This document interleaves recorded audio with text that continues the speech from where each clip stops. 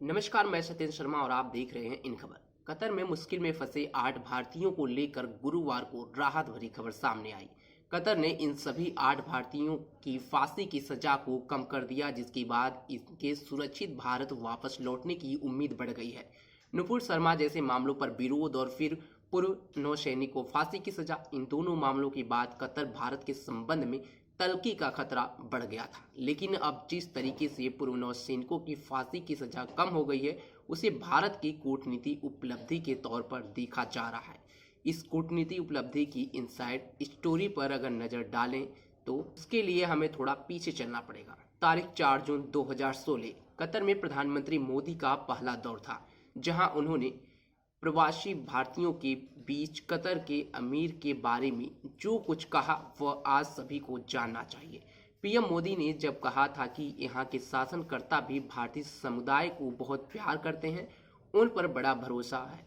मुझे विश्वास है हम जब भी कोई चीज उनके सामने रखते हैं तो वे उसका समाधान खोजते ही हैं। अब तक जो भी मैंने कहा है उसका मुझे सकारात्मक परिणाम प्राप्त हुआ है। साल 2016 में प्रधानमंत्री मोदी ने कतर के अमीर के बारे में कहा कि वो समाधान खोजते हैं।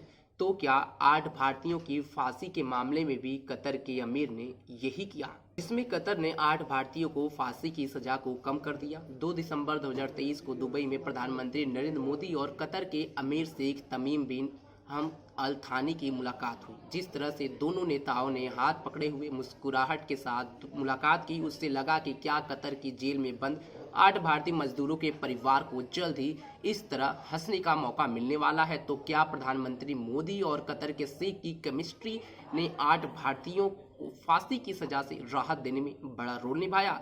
क्या प्रधानमंत्री ने कतर के शासक के सामने 8 भारतीयों से जुड़ी समस्या रखी और उसके बाद ही कतर के सुर नरम हुए? क्योंकि कतर और भारत दोनों ने ही इस मुलाकात में जेल में बंद 8 भारतीयों को लेकर कुछ नहीं कहा। प्रधानमंत्री मोदी ने कतर के शासक शेख तमीम बिन हमद अल थानी से दुबई में COP28 शिखर सम्मेलन में मुलाकात के बाद जो ट्वीट किया, उसमें लिखा, दुबई में COP28 शिखर सम्मेलन के मौके पर कतर के अमीर महामहिम शेख तमीम बिन हमद अल थानी से मिलने का अवसर मिला। द्विपक्षीय साझेदारी की संभावना और कतर में भारतीय समुदाय की भलाई पर हमारी अच्छी बातचीत हुई। सवाल ये है कि क्या 2 दिसंबर को दुबई में पीएम मोदी और कतर के अमीर के बीच कोई बातचीत हुई? इस सवाल का जवाब तो किसी के पास नहीं है। लेकिन क्या इस मुलाकात के बाद कुछ तस्वीर बदली, उस पर नजर डालते हैं। 2 अक्टूबर को प्रधानमंत्री मोदी और कतर के अमीर दुबई में मिले। इसके अगले ही दिन 3 दिसंबर को कतर ने जेल में बंद 8 भारतीयों से भारतीय राजदूत को मिलने दिया और इसके 26 दिन बाद सभी 8 भारतीयों की फांसी की सजा को कम कर दिया गया। सवाल यह है कि क्या पर्दे के पीछे से कतर को साधने की कोशिश की जा रही है और क्या इसलिए विदेश मंत्री एस जयशंकर ने 30 अक्टूबर को भरोसा दिलाया कि ये मामला सरकार की प्राथमिकताओं में शुमार है। भारत के लिए कतर से अपनी बात मनवाना इसलिए भी बड़ी चुनौती रही क्योंकि सऊदी अरब, UAE जैसे भारत के करीबी दोस्तों के रिश्ते कतर से उतने अच्छे नहीं हैं।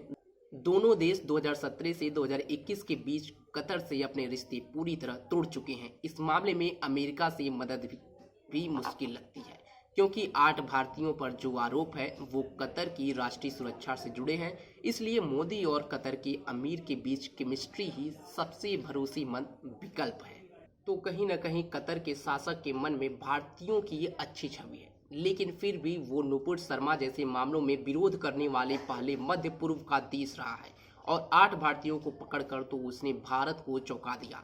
इसलिए कतर की तरफ से ताजा नरमी भारत की बड़ी कूटनीति जीत मानी जा सकती है। पूर्व नौसैनिकों को राहत मिलने को एक बड़ी कूटनीति उपलब्धि के तौर पर भी देखा जा रहा है। कतर में बंद सभी भारतीय भले ही मौत के चंगुल से छूट गए हों, लेकिन क्या इनकी वतन वापसी संभव है? तो इस सवाल का जवाब भी सकारात्मक है। 2 दिसंबर 2014 को प्रधानमंत्री नरेंद्र मोदी की कैबिनेट ने भारत और कतर के बीच सजायाफ्ता व्यक्तियों के स्थानांतरण संधि को मंजूरी दी थी, जिसके बाद मार्च 2015 में दोनों देशों के बीच संधि पर हस्ताक्षर हुए थे। इस संधि के बाद से कतर में सजा पाए भारतीय कैदी अपनी बची सजा भारत में पूरी कर सकते हैं और अगर कतर का कोई नागरिक भारत में सजा भुगत रहा है तो वो अपने देश में सजा की अवधि को पूरा कर सकता है।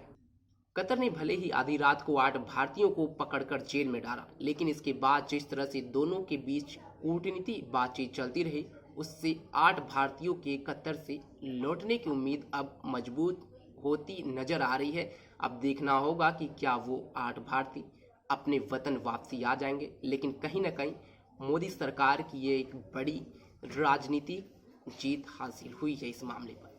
देश दुनिया से जुड़ी तमाम खबरों की जानकारी के लिए आप बने रहे हमारे साथ और देखते रहे इन खबर। धन्यवाद।